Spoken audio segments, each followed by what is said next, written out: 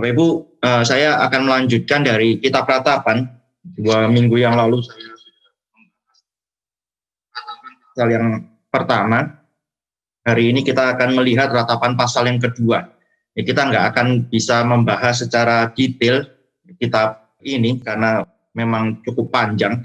Tapi saya akan memberikan kepada Bapak Ibu garis besar untuk bisa memahami kitab ini dengan lebih baik. Dan saya berharap ya Bapak Ibu juga setelah mengerti, memahami garis besarnya, bisa membaca lagi, bisa merenungkannya, dan minta Tuhan untuk juga boleh berbicara kepada kita. Saya mau review sedikit dari ratapan pasal yang pertama yang 2 minggu lalu saya sudah bicarakan. Kalau Bapak Ibu melihat dari 1 ayat 1, di situ langsung kita tahu apa yang menjadi fokus dari peratap, atau banyak orang mengatakan ini adalah Nabi Yeremia. Ya. 1 ayat 1, betapa terpencilnya kota itu yang dahulu ramai. Kita dari sini langsung tahu bahwa Yeremia itu akan berbicara tentang kota itu. Ya, kota itu adalah kota Yerusalem. Saya sudah menyatakan bahwa mulai dari Yehuda, itu sebutan untuk kerajaan selatan, terus kemudian menyempit ke Sion, kota daerah Sion, pegunungan Sion, dan kemudian sampai ke kota Yerusalem. Ini adalah ratapan yang pertama. Ratapan pertama berfokus kepada yang diratapi, yaitu kota Yerusalem itu sendiri. Juga ada satu movement, ada satu pergerakan dari awal pasal 1 ini sampai ke akhir. Ya, kalau Bapak Ibu memperhatikan kata ganti yang dipakai, ya, awalnya Yeremia itu menunjukkan kepada kita kondisi tentang Yehuda, kota Sion, dan Yerusalem itu, tetapi seolah-olah dia adalah orang yang dari luar yang melaporkan. Tapi kemudian dia berganti memakai kata ganti yang lain, memakai kata ganti sebagai orang yang pertama di dalam ayat yang ke-11, dan kemudian dia sendiri mulai menempatkan dirinya di dalam pergumulan itu. Ini sekarang bukan lagi kota Yerusalem yang di luar dia, tetapi dia sendirilah yang bergumul, dia sendirilah yang menjadi bagian dari Yerusalem itu, dan dia yang bergumul dan dia yang meratap. Tapi di ayat yang ke-20, mulai ayat yang ke-20 sampai 22, itu adalah satu ratapan yang lebih personal kepada Tuhan, kepada Yahweh, yang mulai meratap secara personal kepada Yahweh, bukan lagi tentang Yerusalem, tetapi yang meratap secara personal kepada Yahweh. 2 minggu yang lalu saya katakan ketika kita meratap, itu penting bukan hanya memperhatikan kondisi kita, bukan hanya menyatakan keluhan-keluhan kita, kesulitan-kesulitan yang kita hadapi, tapi penting kita meratap kepada siapa, kita menempatkan diri di mana, dan kemudian kita meratap kepada siapa. Ya. Sekarang kita akan masuk di dalam ratapan pasal yang kedua. Dalam pasal yang kedua ini kita bisa melihat bahwa bukan lagi Yerusalem. Ya, kalau tadi selalu menceritakan tentang kondisi Yerusalem, tapi di dalam pasal yang kedua ini Yeremia sekarang memfokuskan ratapannya itu adalah tentang Tuhan. Ya, sekarang Tuhanlah yang menjadi fokus di dalam ratapan pasal yang kedua ini. Saya mengajak Bapak Ibu untuk membaca dari ratapan pasal yang kedua, dan saya harap Bapak Ibu juga boleh melihat apa yang menjadi fokus dari Yeremia, dan perhatikan juga nanti kata ganti orang yang dipakai di dalam ratapan pasal yang kedua ini. Masih mirip dengan pasal yang pertama.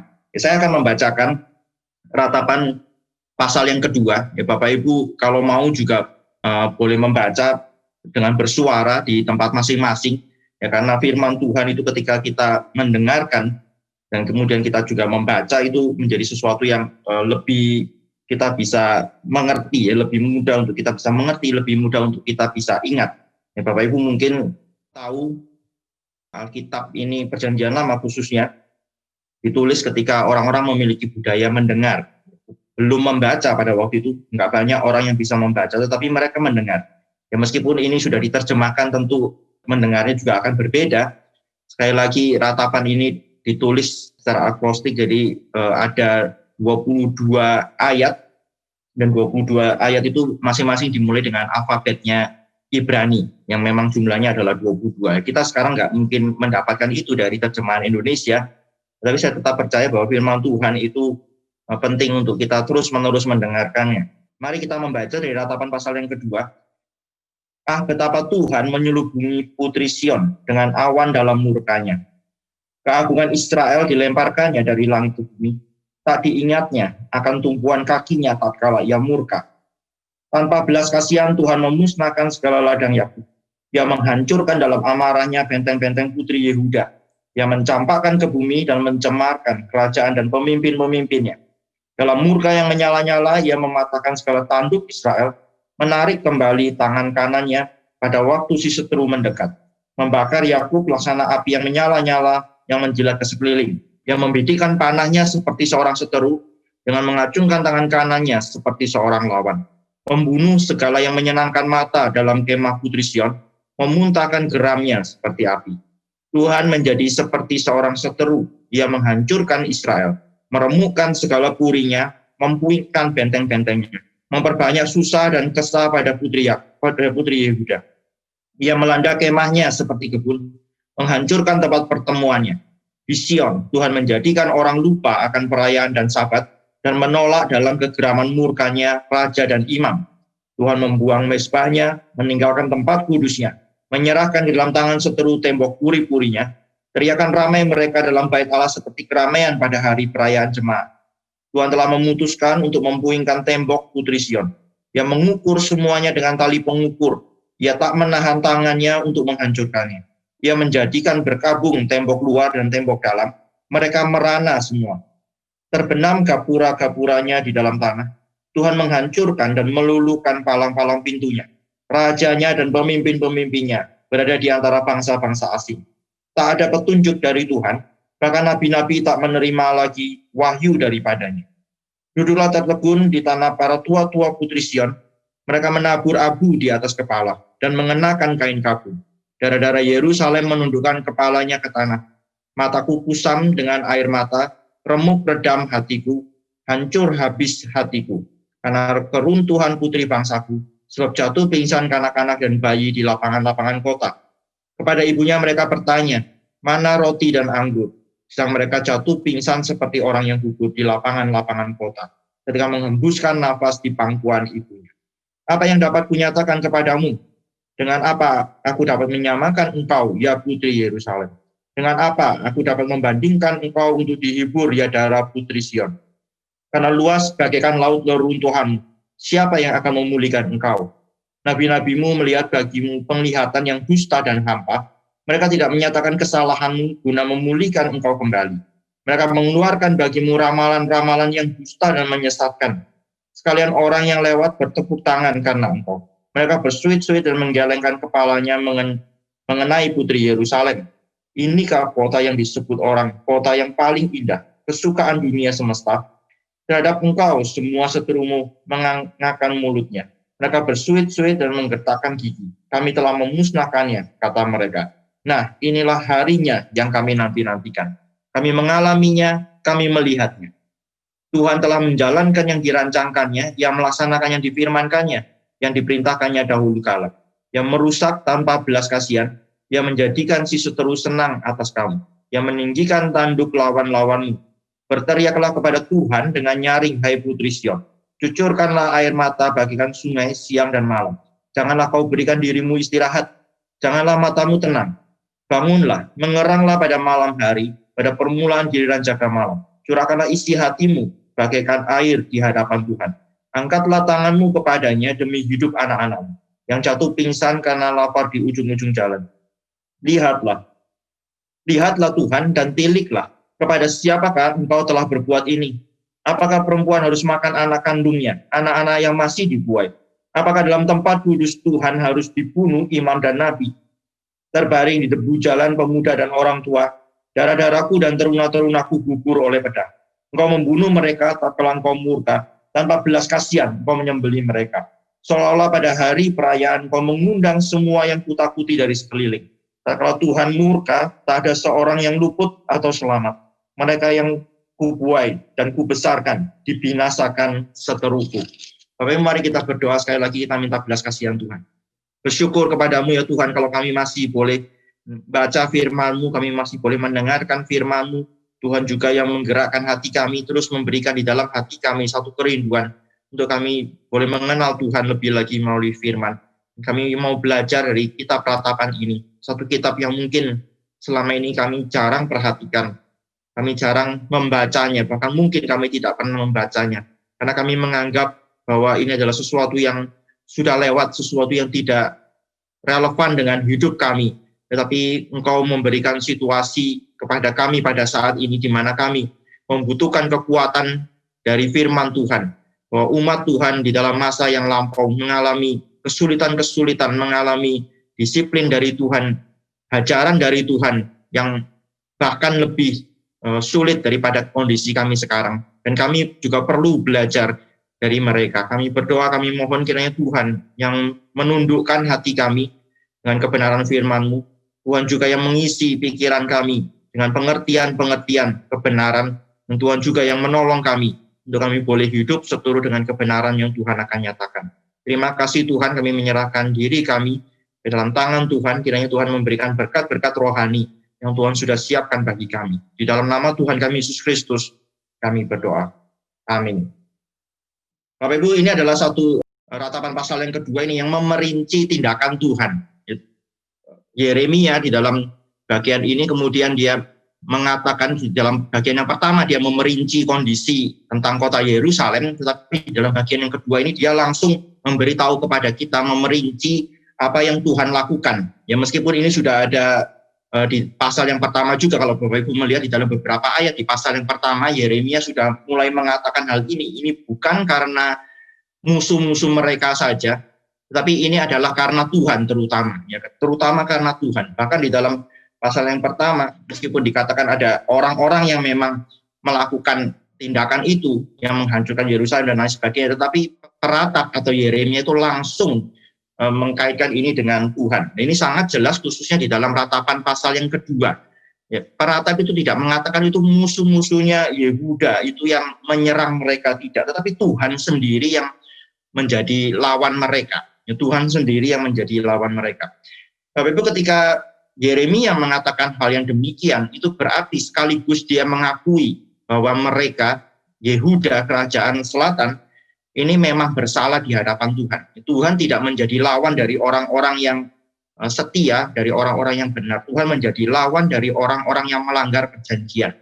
Maka kata Tuhan yang dipakai di sini, itu memakai Yahweh maupun juga Adonai. Ya, Yahweh maupun juga Adonai. Adonai itu adalah Tuhan, Yahweh itu adalah nama Allah perjanjian. Tuhan menyatakan diri kepada Israel dengan nama ini, Yahweh.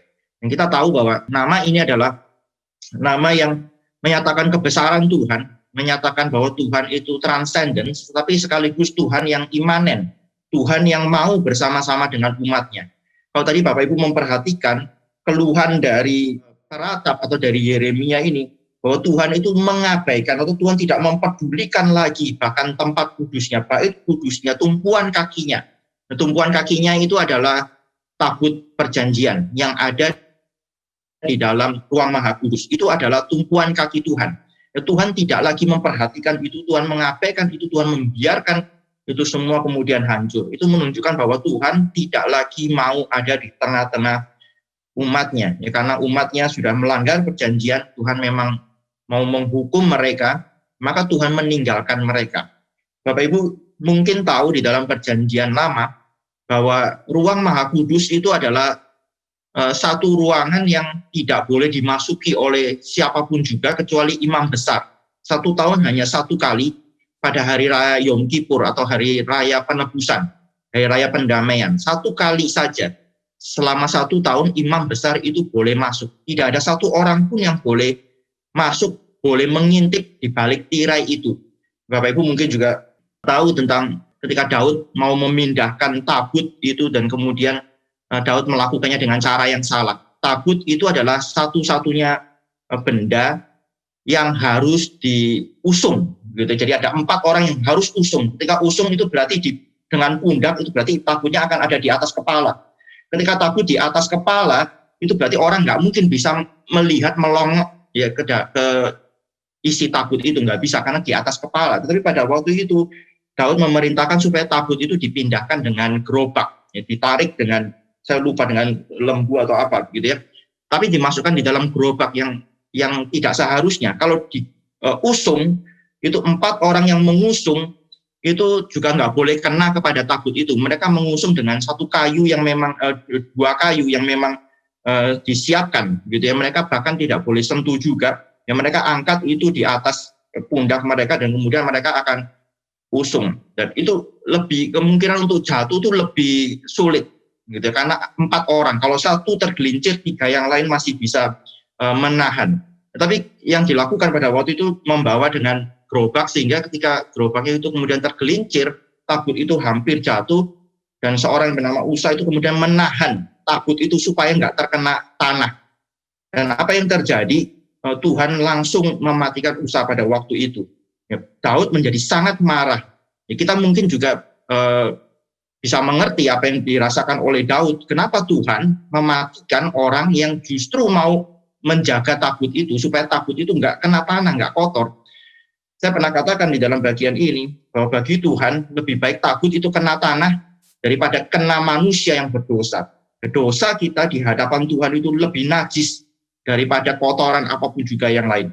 Itu menjadi sesuatu yang lebih najis di hadapan Tuhan, sehingga kemudian itu yang terjadi.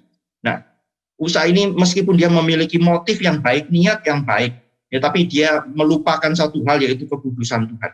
Bapak Ibu, maka tabut itu kemudian nanti dimasukkan ke bait Allah yang dibangun oleh Salomo, dimasukkan ke ruang Maha Kudus seperti yang Tuhan perintahkan. Kemudian ada satu tirai tebal yang besar, yang tebal, yang menutupi ruangan itu, ya, supaya orang jangan sampai masuk, jangan sampai kemudian melongokkan kepalanya dan kemudian melihat tabut itu dan kemudian mereka mati.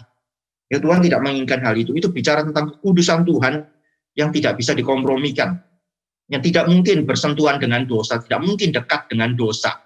Imam besar ketika masuk, dia harus membawa darah dari lembu jantan untuk menebus dirinya sendiri terlebih dahulu. Dan kemudian dia masuk membawa darah dari kambing jantan dan domba jantan untuk kemudian dia umat. Ya, ini harus dilakukan, kalau tidak maka dia juga akan mati. Bapak Ibu, lihat kehadiran Tuhan, kesucian Tuhan itu ada di tengah-tengah Israel, khususnya ada di tengah-tengah kota Yerusalem di mana bait Allah itu berada. Dan sekarang di dalam ratapan pasal yang kedua ini, Yeremia mengatakan Tuhan mengabaikan itu, Tuhan meninggalkan itu, Tuhan membiarkan itu. Tuhan tidak mau lagi ada di sana, sehingga kemudian bait Allah itu bisa dihancurkan oleh Babel. Kalau orang Israel saja tidak pernah bisa melongokkan kepalanya masuk ke ruang Maha Kudus, bagaimana mungkin kemudian orang-orang kafir itu, orang-orang yang tidak bersunat itu, orang-orang Babel itu yang bukan umat, dibiarkan oleh Tuhan untuk menghancurkan bait, bahkan untuk kemudian juga menghancurkan ruang Maha Kudus, termasuk isi di dalamnya. Maka di dalam hal ini Bapak Ibu, ini menunjukkan, benar-benar menunjukkan murkanya Tuhan, kemarahan Tuhan. Dan Yeremia mengatakan hal ini, bukan musuh. Musuh itu cuma alat. Bangsa-bangsa lain, musuh-musuhnya Israel itu cuma alat saja, tetapi yang melakukan ini semua adalah Tuhan itu sendiri. Bapak Ibu, saya yakin kita tentu ingat ketika Ayub, ya, Ayub itu di dalam 2 kali kemudian mengalami penderitaan. Yang pertama, segala sesuatu yang dia miliki habis, anak-anaknya pun mati, begitu. Tapi kemudian yang kedua, tubuhnya sendiri ada satu penyakit. Bapak Ibu, kalau kita membaca dalam Ayub pasal yang pertama, kita diberikan rincian, ya, bagaimana Ayub kehilangan segala sesuatu. Mulai dari ayat yang ke-13, Ayub 1 ayat yang ke-13, ya, dikatakan ayat yang ke-15, ya, kita langsung ayat 15, orang-orang Sheba, ya, ada orang-orang Sheba yang menyerang, merampas lembu sapi dan keledai-keledai betinanya Ayub. Ini ada orang-orang Sheba, dan kemudian membunuh juga penjaga-penjaga. Sisa 1 orang yang selamat. Itu kemudian di dalam ayat yang ke-16, ada api yang menyambar dari langit dan memakan habis kambing domba dan penjaga-penjaga. Ini natural disaster. Ini ada satu bencana alam gitu, api dari langit, apakah itu ada petir misalnya, begitu, yang kemudian membakar kandang dari kambing dombanya yang ribuan itu, dan kemudian menghabiskan semuanya. Ayat yang ke-17 dikatakan orang-orang Kasdim membentuk 3 pasukan, menyerbu unta-unta, merampas dan memukul penjaganya dengan mata pedang. Ada orang-orang Kasdim. Dan kemudian yang keempat dalam ayat yang ke-18 terjadi lagi ayat yang ke-19, ada angin ribut gitu ya. Jadi ada orang Sheba, ada orang Kasdim, ada api dari langit, ada angin ribut, dikatakan di dalam Ayub pasal yang pertama ayat yang ke-13 sampai ayat yang ke-19 ini. Tetapi Ayub kemudian mengatakan, apakah kita cuma mau terima yang baik dari Allah dan tidak mau terima yang buruk? Tuhan yang kasih semuanya, Tuhan juga yang ambil. Ayub sama sekali enggak mengatakan itu orang-orang Sheba dan orang-orang Kasdim itu merampok aku dan lain sebagainya. Dia sama sekali tidak menyebutkan hal itu, dia langsung mengatakan bahwa itu adalah Tuhan. Itu adalah Tuhan. Bapak Ibu, ini satu hal yang kita mungkin nggak berani lakukan. Siapa di antara kita yang ketika kita mengalami satu hal yang tidak beruntung, satu ketidakberuntungan, atau satu hal yang sulit, begitu terus kemudian kita langsung mengatakan Tuhanlah yang melakukan ini kepadaku. Ya, kecuali orang itu adalah orang yang mungkin benar-benar kecewa kepada Tuhan. Tapi kita mungkin jarang sekali langsung mengatakan bahwa Tuhanlah yang melakukan ini. Biasanya kita akan menyalahkan orang lain, ya pelakunya langsung. Di dalam hal ini Ayub kalau mau menyalahkan, dia bisa menyalahkan orang-orang Sheba, dia bisa menyalahkan orang-orang Kasdim, atau mungkin dia mengatakan oh ini satu bencana saja, karena memang ya ada api dari langit, ada angin ribut, itu bencana memang bisa terjadi kapan saja. Ayub bisa mengatakan seperti itu, tapi tidak, Ayub enggak mengatakan seperti itu. Sedikit dari antara kita yang juga akan langsung menyalahkan Tuhan, akan langsung menunjuk kepada Tuhan. Kalau kita mengalami sesuatu hal yang kita tidak inginkan di dalam hidup kita. Tapi mungkin juga ada orang-orang yang gampang sekali menyalahkan Tuhan, karena mereka memiliki konsep yang salah. Ya, karena mereka memiliki konsep yang salah di dalam pemikiran mereka, dalam pengenalan mereka akan Tuhan. Mereka berpikir bahwa mereka selayaknya untuk mendapatkan segala hal yang baik, dan tidak seharusnya ketika mereka adalah anak-anak Tuhan, kemudian mereka mengalami hal-hal yang buruk. Ya, ada orang-orang yang memiliki konsep yang salah dan kemudian mudah juga untuk menyalahkan Tuhan. Tetapi kalau kita memperhatikan peratap ini, dia mengatakan Tuhanlah yang melakukan itu semua, tapi tanpa ada sesuatu tuduhan kepada Tuhan. Dia tidak sedang menyalahkan Tuhan, dia mengakui Tuhan. Saya mengatakan di sini bahwa justru Yeremia itu sedang mengakui Tuhan. Ini bukan sesuatu natural disaster saja, ini bukan cuma tindakan dari orang-orang jahat saja, tetapi ada Tuhan yang mengizinkan itu terjadi. Ada Tuhan yang bahkan di balik semuanya itu. Bapak Ibu kalau membaca ayat-ayat yang pertama dari pasal yang kedua ini saja, maka Bapak Ibu akan bisa melihat bahwa Yeremia menempatkan Tuhan sebagai pelaku aktif. Misalnya, Bapak Ibu bisa melihat di ayat yang keempat.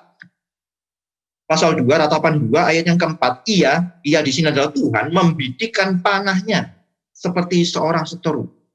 Tuhan yang membidikkan panahnya, mengacungkan tangan kanannya seperti seorang lawan, membunuh segala yang menyenangkan mata dalam kemah putri Sion. Ini Tuhan yang, ini Yeremia langsung mengatakan Tuhan yang melakukan itu semua. Dan kita tahu tentu Tuhan melakukan itu melalui tangan orang Babel, melalui tangan orang-orang Babel. Tetapi peratap itu langsung menunjuk kepada Tuhan. Maka peratap pasal yang kedua ini, kita nanti Bapak Ibu baca lagi, Bapak Ibu akan menemukan fokusnya bukan lagi Yerusalem, tapi fokusnya adalah pelakunya, yaitu Tuhan.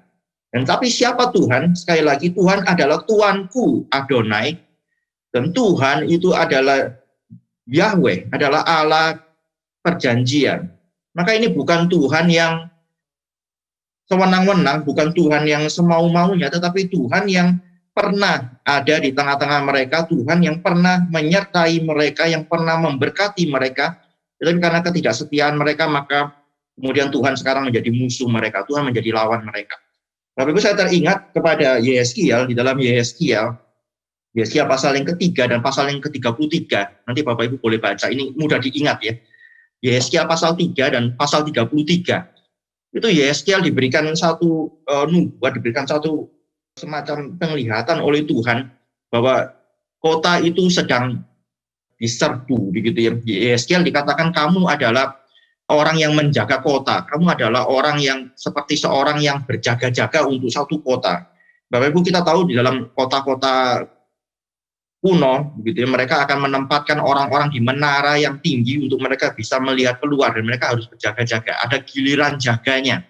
Ya, 24 jam kota itu akan dijaga, ya, khususnya pada malam hari, begitu matahari mulai tenggelam sampai matahari terbit lagi, itu menjadi satu masa yang krusial, yang kritis, dan harus ada penjaga di menara kota itu. Yeskiel ditempatkan di situ.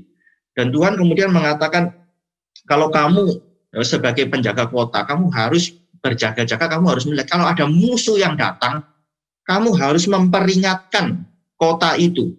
Kalau kamu diam-diam, kamu tidak memperingatkan, maka kota itu hancur, kamu harus bertanggung jawab.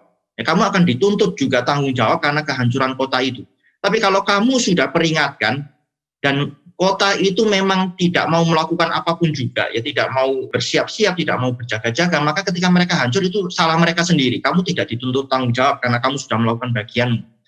Tapi di dalam bagian itu, kalau Bapak Ibu memperhatikan Yeskiel 3 dan 33, siapa musuh yang dimaksud? Musuh yang dimaksud adalah Tuhan sendiri. Aku datang untuk menghukum Yerusalem karena dosa-dosa dan kesalahannya. Dan engkau Yeskiel, aku tempatkan sebagai pengawal kota itu untuk memperingatkan mereka. Kamu harus memperingatkan mereka. Kalau engkau tidak memperingatkan mereka, kota itu akan dihukum, tetapi kamu juga akan ikut dihukum.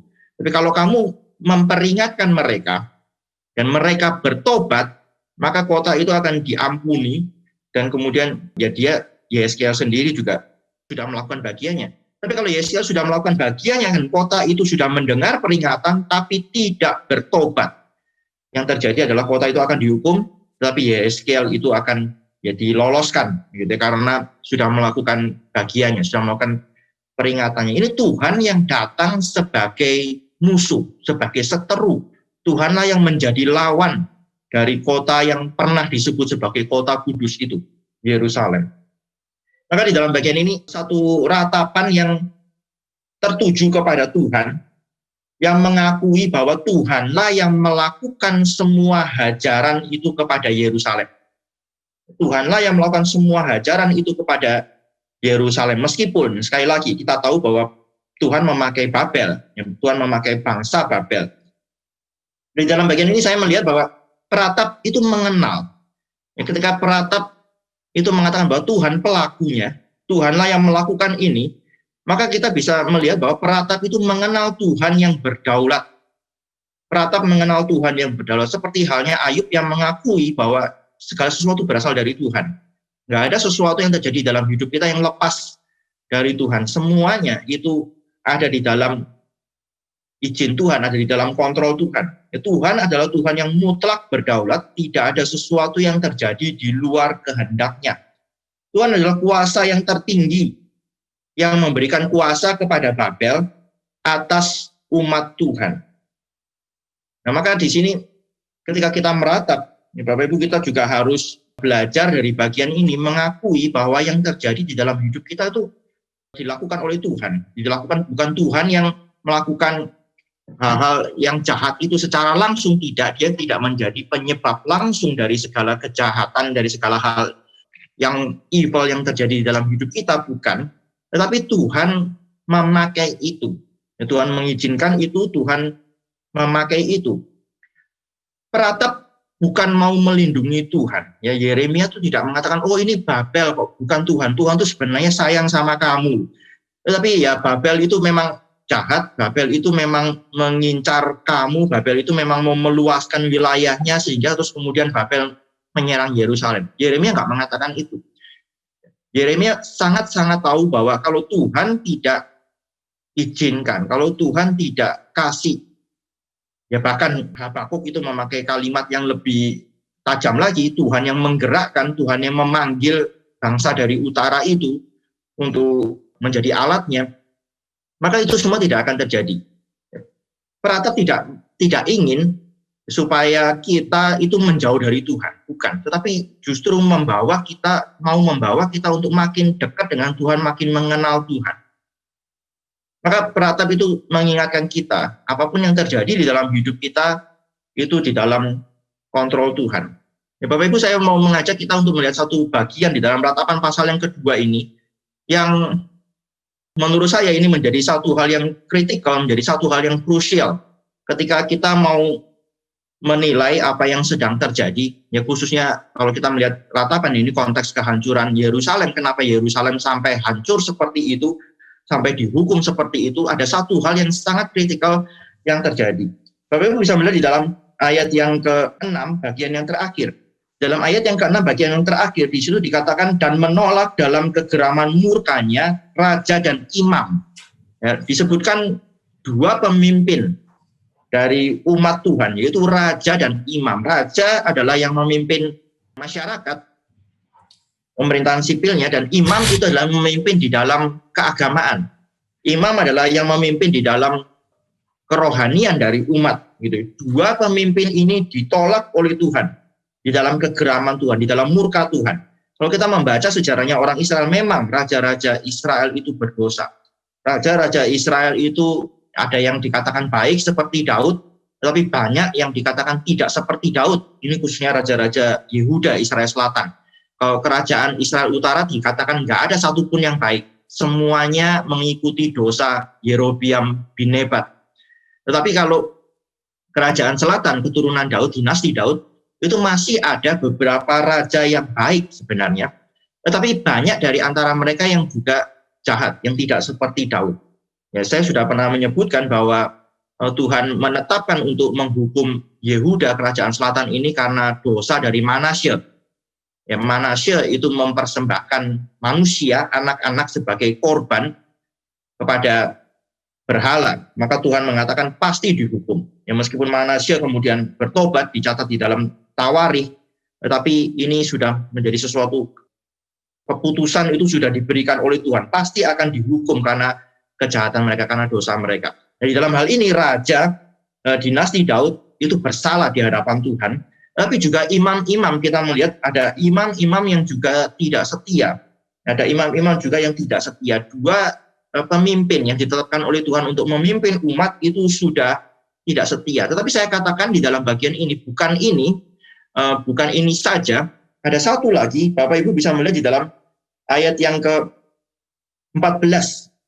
Dan saya pikir ini adalah yang menjadi titik kritisnya. Ayat yang ke-14, nabi-nabimu melihat bagimu penglihatan yang dusta dan hampa. Mereka tidak menyatakan kesalahanmu guna memulihkan engkau kembali. Mereka mengeluarkan bagimu ramalan-ramalan yang dusta dan menyesatkan. Bapak Ibu, bagi saya, nabi ini adalah sesuatu titik kunci dari keberadaan umat itu. Pemimpin bisa salah, siapa yang nggak bisa salah? Daud pun bersalah berkali-kali. Ya, Daud yang dijadikan standar bagi keturunannya, bagi dinasti Daud, raja-raja setelah dia Daud itu menjadi standar. Seperti Daud atau tidak seperti Daud. Tetapi kita juga tahu bahwa Daud jatuh di dalam banyak kesalahan juga. Dan Daud juga ketika dia bersalah itu kemudian mengakibatkan orang Israel juga pernah dihukum oleh Tuhan. Ya, karena kesalahannya Daud. Tetapi apa yang membuat umat Tuhan pada waktu itu, meskipun Daud bersalah, tetapi Tuhan masih mengampuni, Tuhan masih memulihkan. Apa yang terjadi? Ya, karena Tuhan utus nabi-nabinya, dan kemudian Daud bertobat. Ya, Tuhan utus Nathan memperingatkan Daud, dan kemudian Daud bertobat. Ya, Tuhan mengutus nabi-nabi, dan ketika nabi-nabi itu memberitakan firman, umat mendengarkan, pemimpin mendengarkan, bertobat kembali kepada Tuhan. Itu Tuhan bisa mengampuni. Meskipun mungkin masih ada disiplin, masih ada hukuman yang memang menjadi konsekuensi dari kesalahan, tetapi tidak sampai hancur. Ya, tidak sampai hancur sama sekali. Ini Yerusalem hancur sama sekali. Kenapa? Karena pemimpin-pemimpin sudah bersalah, kemudian Tuhan membangkitkan nabi-nabi, tetapi mereka tidak mau mendengarkan nabi-nabi yang asli. Mereka justru mendengarkan nabi-nabi yang palsu ini. Di ayat yang ke-14, itu Yeremia mengatakan, Yeremia sendiri nabi, tetapi dia mengatakan kepada Yerusalem, nabi-nabimu melihat bagimu penglihatan yang dusta dan hampa. Mereka tidak menyatakan kesalahanmu. Ya, mereka tidak menyatakan kesalahanmu guna memulihkan engkau kembali. Nah, perhatikan, kalau nabi-nabi itu menyatakan kesalahan umat dan kemudian umat mendengarkan, umat bertobat, maka masih ada kemungkinan untuk Tuhan bisa menunda, Tuhan bisa mengurangi, meringankan hukuman mereka dan lain sebagainya. Tetapi ini tidak terjadi. Maka Bapak Ibu, saya mengajak kita kembali ke ayat yang ke-9 bagian akhir. Hukuman Tuhan, salah satu hukuman Tuhan bagi umatnya nanti adalah tidak ada petunjuk dari Tuhan. 9 bagian yang terakhir, bagian yang paling bawah. Tidak ada petunjuk dari Tuhan, bahkan nabi-nabi tidak menerima lagi wahyu daripadanya. Tuhan diam. Tuhan diam. Tuhan membuang raja dan imam, pemimpin-pemimpin, dan kemudian Tuhan tidak lagi memberikan nabi kepada mereka. Karena Tuhan sudah kasih nabi, mereka tidak mau dengar. Tuhan sudah kasih nabi, justru nabi-nabi itu dianiaya dan dibunuh oleh orang-orang Israel ini. Mereka lebih suka mendengarkan nabi-nabi palsu.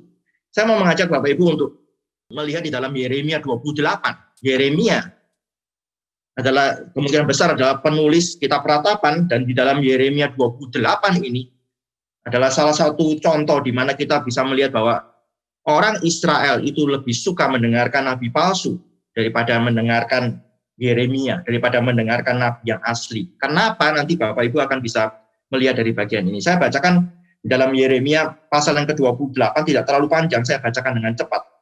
Dalam tahun itu juga, pada permulaan pemerintahan Sedekia, Raja Yehuda, dalam bulan yang kelima, tahun yang keempat, berkatalah Nabi Hanania bin Asur yang berasal dari Gibeon itu kepadaku di rumah Tuhan, di depan mata imam-imam dan seluruh rakyat. Beginilah firman Tuhan semesta alam, Allah Israel.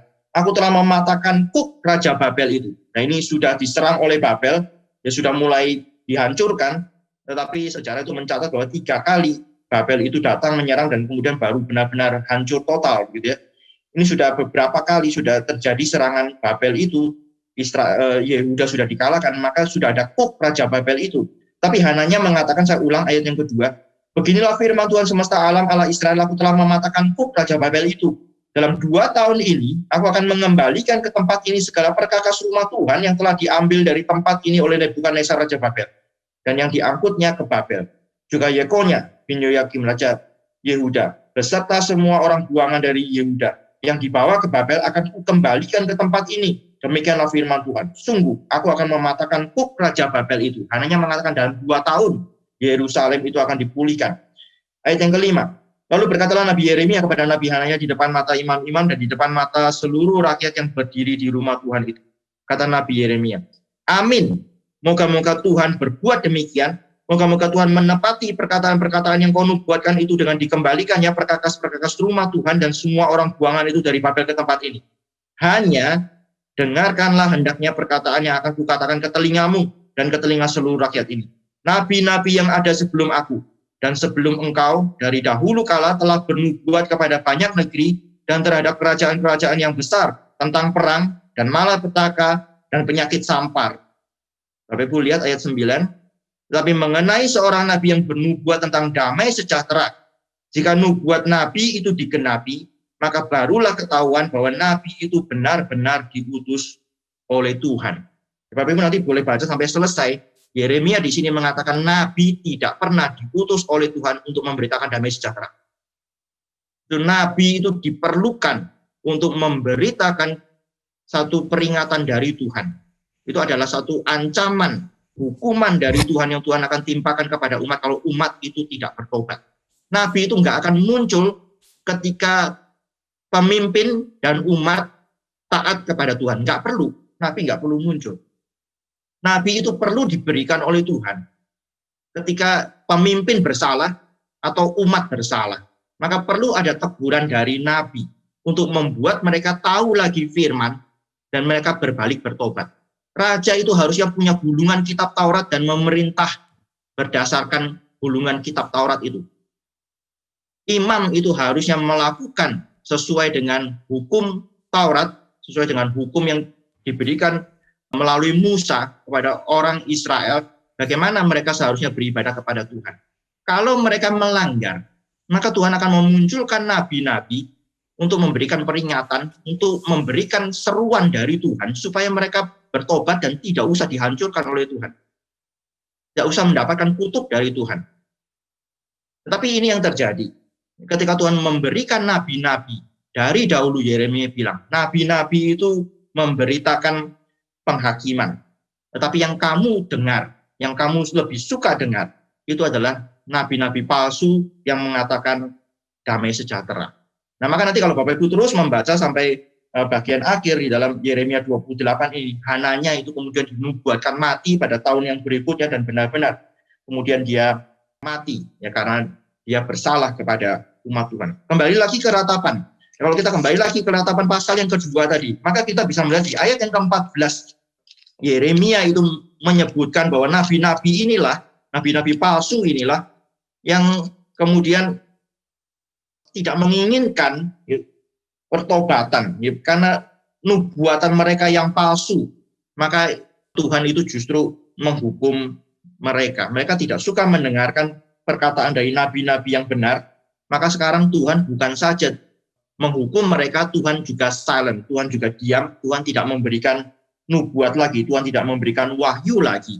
Ya, Tuhan menghukum umatnya dan Tuhan tidak memberikan wahyu lagi. Ya, sebenarnya Tuhan masih terus berbicara, Tuhan masih terus memberikan nabi-nabi, maka kita punya ya termasuk Yeremia ini, termasuk nanti Yehezkiel, nabi yang di pembuangan, masih ada Daniel, masih ada nabi-nabi kecil yang Tuhan pakai sampai kemudian Yehuda itu kembali dari pembuangan, membangun lagi bait Allah, membangun lagi tembok Yerusalem dan seterusnya. Ya, sampai yang terakhir itu adalah Maleaki. Ya, Tuhan sebenarnya masih terus memberikan. Tetapi ini itu satu waktu yang singkat ketika Tuhan menghukum, Tuhan tidak berbicara lagi. Ya, Tuhan sudah menetapkan penghakiman, ya, Tuhan kemudian menghukum umatnya. Maka yang terakhir saya mau berbicara, Bapak Ibu, firman Tuhan itu menjadi sesuatu yang terus kita harus perhatikan. Orang-orang Yehuda itu bukan karena mereka kalah oleh musuh. Ya, bukan karena Babel lebih kuat dari mereka. Banyak bangsa-bangsa yang lebih kuat dari mereka ya, terus berusaha mau menyerang Israel dan di dalam hal ini adalah kerajaan selatan, tetapi nggak pernah menang. Ya, Asyur itu pernah mengepung Yerusalem. Kemudian di dalam satu malam Tuhan kirim satu malaikat untuk mematikan 185.000 orang. Itu mudah sekali bagi Tuhan untuk menolong, mudah sekali bagi Tuhan untuk melindungi umatnya dari bangsa-bangsa yang lebih kuat, dari bangsa-bangsa yang lebih besar. Tetapi kenapa Tuhan tidak mau melakukan hal itu pada waktu Yerusalem diserang ini? Ya, karena mereka tidak mau mendengarkan firman Tuhan. Tuhan utus nabi-nabi supaya mereka bertobat, tapi mereka tidak mau mendengarkan. Maka peratap di sini, dia meratap. Meratapnya sekarang adalah bukan cuma karena sudah hancur, bukan. Tapi meratapnya adalah karena Tuhan sekarang yang menjadi seteru mereka. Tuhan sekarang yang menjadi lawan mereka. Sebenarnya kalimatnya mungkin lebih baik dibalik, begitu ya. Mereka sudah menjadi lawannya Tuhan. Mereka sudah menjadi seterunya Tuhan. Maka kemudian ya, kalau melawan Tuhan itu jadinya kayak apa ya? Seperti inilah. Maka mereka benar-benar dihancurkan. Ini ratapan pasal yang kedua ini mengajak kepada kita untuk mengakui ya, segala kesulitan, segala penderitaan itu memang Tuhan itu membiarkan umat mengalami itu semua, tetapi bukan tanpa campur tangan Tuhan. Bukan Tuhan tidak kontrol, itu justru berasal dari Tuhan, Tuhan yang mengatur itu semua. Nah, ketika itu terjadi, kita harus introspeksi diri kita, apakah ini karena kesalahan kita, apakah ini karena dosa kita, apakah ini karena ketidaksetiaan kita, karena kita mengabaikan firman Tuhan, karena kita tidak memperhatikan firman Tuhan, maka kemudian Tuhan mendisiplin kita. Ya, kemudian hal yang lain adalah ketika kita mengakui bahwa ini adalah dari Tuhan, kita juga mengakui kedaulatan Tuhan yang mutlak. Bukan banyak orang berpikir itu ada terang dan gelap, itu dua kuasa yang sama-sama kuat, yang sama-sama kekal. Jahat dan baik itu ada dua kuasa yang sama-sama kuat, yang sama-sama kekal. Gitu ya. Kadang-kadang yang jahat menang, kadang-kadang yang baik menang. Dan kali ini misalnya yang jahat menang, maka Yerusalem itu bisa dihancurkan. Itu berarti mengatakan bahwa Tuhan kalah. Itu bukan teologi yang benar, itu bukan teologinya Yeremia, tidak seperti itu. Itu bukan teologi dari Alkitab. Teologi dari Alkitab justru mengatakan bahwa Tuhan yang mengatur segala sesuatunya. Segala sesuatunya itu dari Tuhan. Tuhan yang mengatur segala sesuatunya. Tuhan memakai bangsa-bangsa lain bahkan bisa menjadi alatnya. Kalau umat itu tidak mau dipakai oleh Tuhan, Tuhan bisa pakai bangsa-bangsa lain yang bukan umat juga untuk menjadi alatnya. Dalam hal ini Tuhan memakai Babel untuk mendisiplin umatnya. Maka di dalam bagian ini saya mengatakan tatapan pasal yang kedua, Yeremia mengajak kita untuk melihat kepada Tuhan dan mengakui Tuhan. Mengakui Tuhan. Tuhanlah yang berdaulat mutlak, Tuhanlah yang mengatur semuanya ini, Tuhanlah yang pantas untuk mendapatkan seluruh perhatian kita. Maka dia mengajak kita untuk fokus kepada Tuhan di dalam kesulitan, dalam penderitaan, di dalam disiplin yang Tuhan berikan kepada kita. Itu lihat kepada Tuhan, akui Tuhan, Dia yang berdaulat mutlak atas hidup kita. Dan kalau ada kesalahan kita, ya biarlah kita boleh bertobat, biarlah kita boleh kembali kepada firman, memperhatikan firman Tuhan dan bertobat. Ya, jangan rasionalisasi, jangan memberikan alasan-alasan, tapi biarlah kita melihat kepada firman Tuhan dan kita bertobat. Itu yang diinginkan oleh Yeremia, oleh peratap di dalam bagian ini. Lihat kepada Tuhan, akui Dia sebagai yang berdaulat atas hidup kita. Kiranya Tuhan boleh menolong kita, kiranya Tuhan boleh memberkati kita. Mari kita tunduk kepala. Kami bersyukur kepadamu ya Tuhan, karena firman-Mu mengajar kepada kami. Tidak ada sesuatu hal yang terjadi di dalam hidup kami, di luar dari rancangan Tuhan, di luar dari pengaturan Tuhan. Kami bersyukur kalau kami adalah orang-orang yang menjadi umat Tuhan. Tetapi biarlah kami juga boleh diberikan satu hati yang takut, satu hati yang gentar kepada Engkau, karena Engkau adalah Allah yang kudus. Engkau adalah Allah yang suci, yang tidak akan mengkompromikan kekudusan-Mu itu.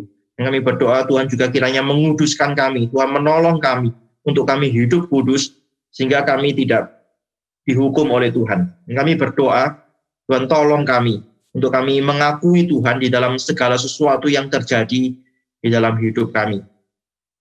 Tuhan bisa memakai musuh-musuh kami, Tuhan bisa memakai hal-hal yang bahkan direncanakan oleh setan, diinginkan oleh setan, tapi Tuhan tidak memakai itu untuk menjatuhkan kami. Tuhan memakai itu untuk menguji kami.